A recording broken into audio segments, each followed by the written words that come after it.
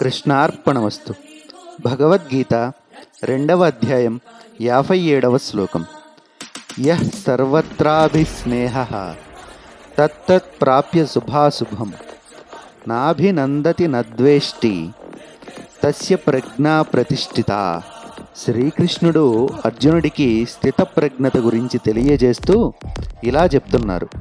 ఎవరైతే అన్ని పరిస్థితుల్లో, అంటే ఎలాంటి పరిస్థితి వచ్చినా దాంట్లో మమకారం, వాటి మీద ఆసక్తి లేకుండా ఉంటాడో, సౌభాగ్యానికి అంటే సుఖానికి హర్షించకుండా మరియు కష్టాలకి కృంగిపోకుండా ఉంటాడో అతడు పరిపూర్ణ జ్ఞానంతో ఉన్న ముని అన్నమాట.